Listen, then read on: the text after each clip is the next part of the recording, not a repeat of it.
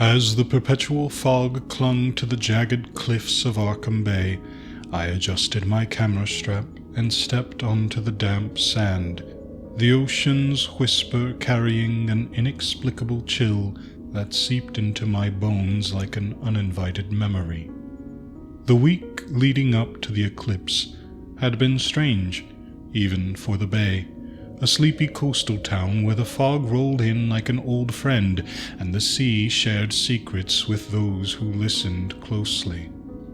It started subtly, with the birds, seagulls and crows freezing in mid-flight for a second, their wings locked in unnatural poses as if someone had paused the world's remote.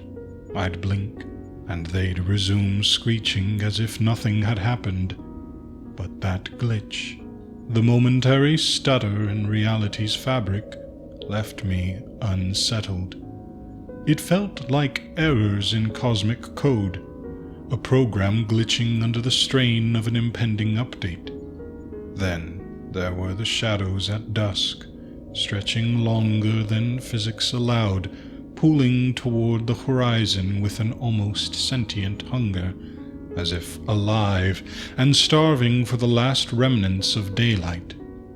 They slithered across cracked sidewalks, wrapping around lampposts and fence posts, defying the setting sun's angle. I'd shake it off, chalking it up to my overactive imagination, the same one that had me jumping at creeks in my old Victorian house on the bluff. But the chill clung to me like a second skin, a persistent sense that something fundamental was unraveling at the seams. The townsfolk noticed too, though no one spoke of it outright. Old Mrs. Hargrove at the general store muttered about bad omens while ringing up my coffee, her eyes darting to the window where shadows lingered a beat too long. Fishermen down at the dock swapped stories of nets coming up empty. The fish vanished overnight, as if they'd sensed the coming darkness and fled. Even the wind carried an odd timbre, moaning through the pines with a low, dissonant hum that set my teeth on edge.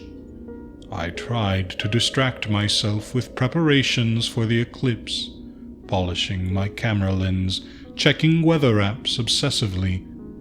But the unease built like a storm front, heavy and inescapable. By the night before, I lay awake in bed, staring at the ceiling where moonlight filtered through the curtains in fractured patterns, wondering if the world was tilting on its axis just for me. On the day of the eclipse, the town square buzzed with artificial energy as tourists flooded in from the cities, their RVs parked haphazardly along the waterfront, bonfires crackling with the scent of burning driftwood and roasting marshmallows. Laughter rang under the gathering gloom, a cacophony of excitement that felt forced against the oppressive sky. Vendors hawked glow sticks and eclipse glasses, their voices cheerful but strained, as if they too sensed the undercurrent of wrongness. I positioned myself near the center of the square, my camera slung around my neck, heart racing with anticipation and lingering dread. The air grew thick, charged with static, and as the moon slid into place, blocking the sun's fierce gaze, a hush fell over the crowd. The corona bloomed like a fiery crown, an ethereal halo of plasma that should have been awe-inspiring. But then the chill hit, an unnatural freeze piercing to the bone, silencing everything in an instant. People stopped mid-sentence, mouths open in frozen joy or surprise, glasses raised in toasts that would never be completed. A child's balloon hung in the air, defying gravity.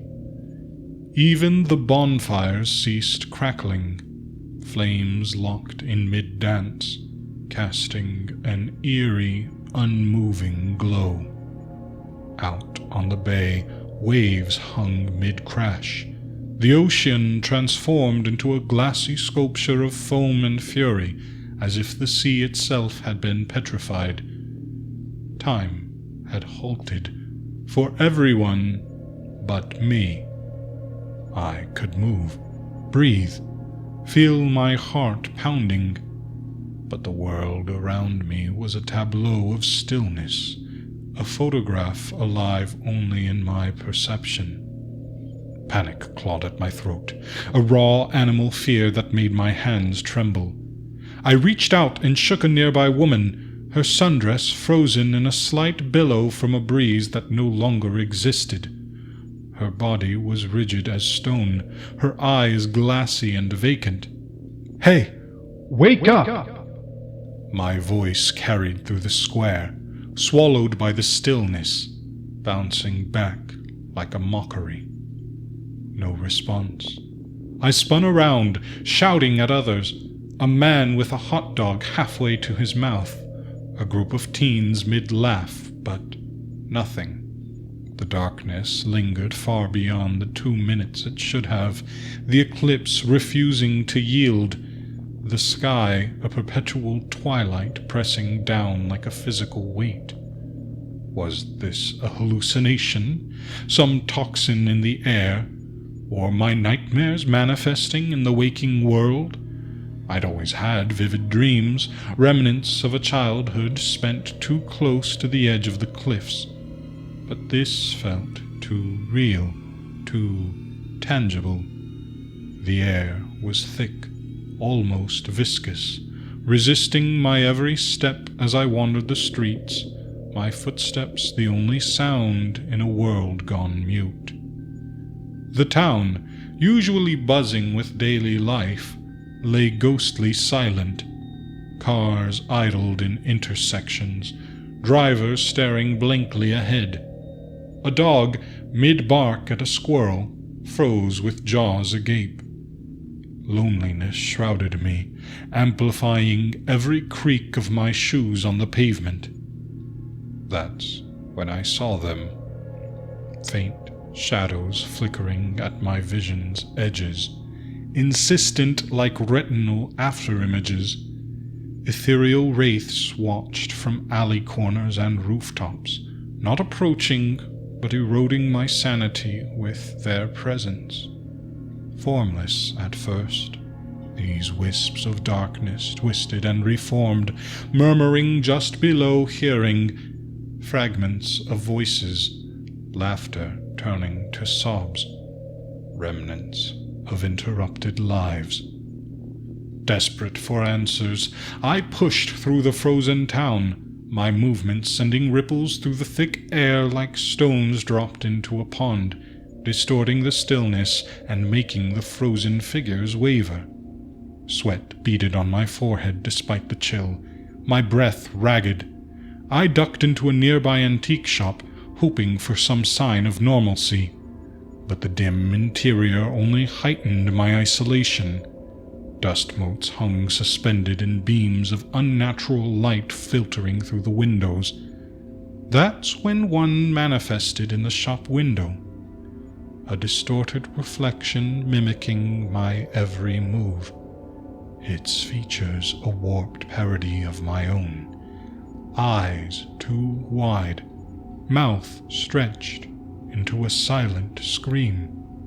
It matched my gestures perfectly at first, but then diverged, reaching out as if to grab me through the glass. The pane shattered into jagged shards that spilled toward me, liquid shadows pooling at my feet, tendrils snaking up my legs with a cold that burned. I fled, heart pounding, the shadows lapping at my heels like hungry waves. Memories blurred as I ran, simple things like what I'd eaten for breakfast. It slipped away like sand through fingers, heightening the isolation until I felt like a ghost in my own life. My legs carried me to the library, the old brick building on the edge of town that smelled of aged paper and forgotten knowledge. The doors creaked open under my push, revealing rows of bookshelves frozen in eternal quiet. Patrons halted mid-reach for volumes. I rifled through the stacks, my hands shaking as I pulled down ancient texts on astronomy and local folklore. Yellowed pages spoke of eclipse wraiths, beings that fed on sanity during these temporal freezes, born from voids between moments and drawn to rifts created by aligned celestial bodies. One crumbling tome, bound in leather that felt unnaturally warm, described them as harvesters of the mind, thriving in elongated eclipse shadows and siphoning thoughts and memories to sustain their ethereal forms. The words swam on the page as if the text itself were alive, but they confirmed my growing terror. I wasn't alone in this frozen hell. I was prey. Emboldened by the knowledge, yet terrified, I made my way to the lighthouse on the bluff, its beam frozen in a single, unwavering shaft piercing the gloom. The spiral stairs rang with my footsteps, each step amplifying the dread coiling in my gut. Halfway up, a wraith pursued me, a swirling mass of decayed memories, replaying my childhood, near drowning in the bay's treacherous currents. But it was twisted now, the water not cold and salty, but thick with writhing shadows that pulled me under, faces of lost loved ones leering from the depths. The visions made the world spin, the lighthouse walls closing in, while buildings outside decayed in patches, paint peeling in accelerated time, bricks crumbling to dust before my eyes. My skin felt paper thin, as if one touch from the wraith would tear me apart, exposing the fragile memories beneath. The wraiths multiplied in the eclipse's dragging darkness, swelling like a plague. Tentacles emerged from the suspended waves on the beach, coiling through the air with deliberate menace, implanting visions of alternate selves, versions of me that succeeded where I'd failed, mocking my loneliness with their perfect lives.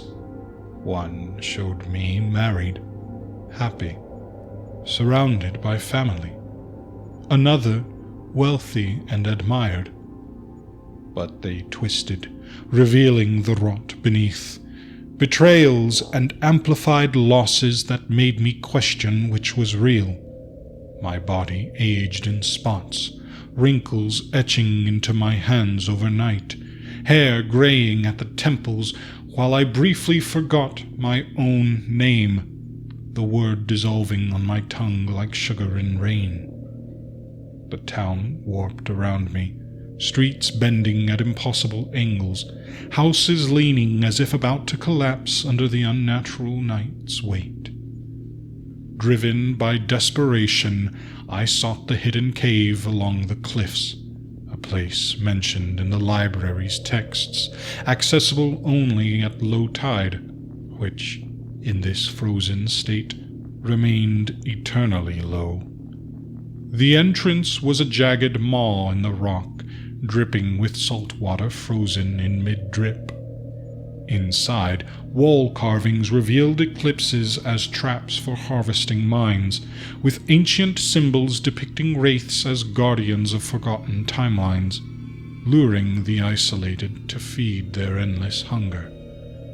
My phone's torchlight danced over the etchings, casting shadows that seemed to move independently, offering temptations of escape if only I'd surrender a memory or two.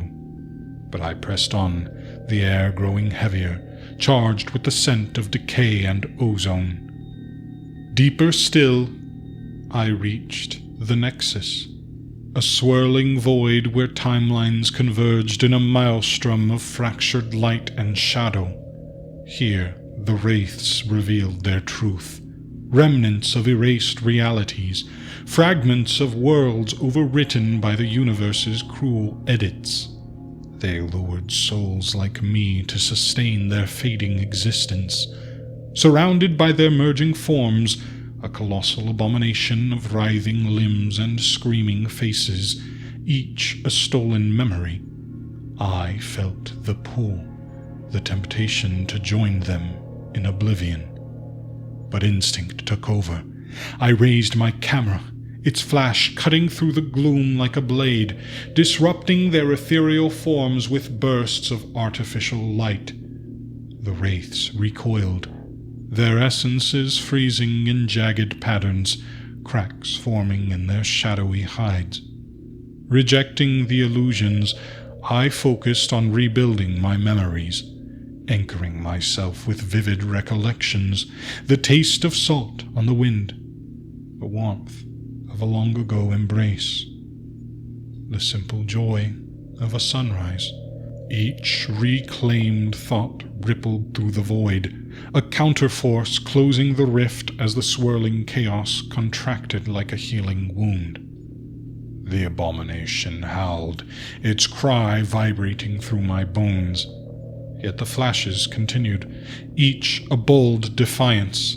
The Nexus trembled as timelines snapped back into alignment with audible cracks, the frozen world outside beginning to stir. Shadows retreated, wraiths dissolving into wisps that vanished like morning mist. As the rift sealed, the eclipse finally waned, the sun's light piercing through to thaw the town in a rush of motion and sound. People blinked in confusion, resuming their lives as if nothing had happened.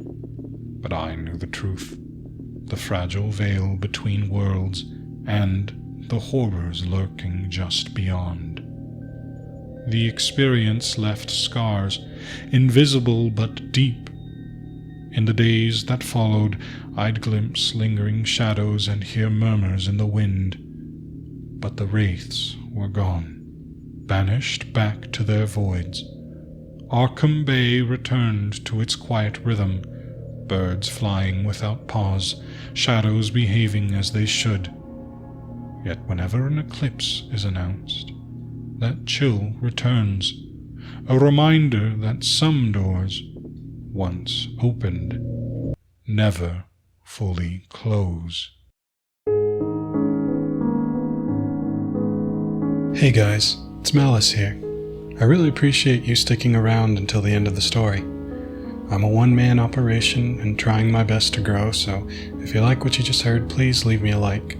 Subscribe if you want to hear more, and please send me any reading requests you might have. I'm always struggling to find new content. Thanks again, and stay scared.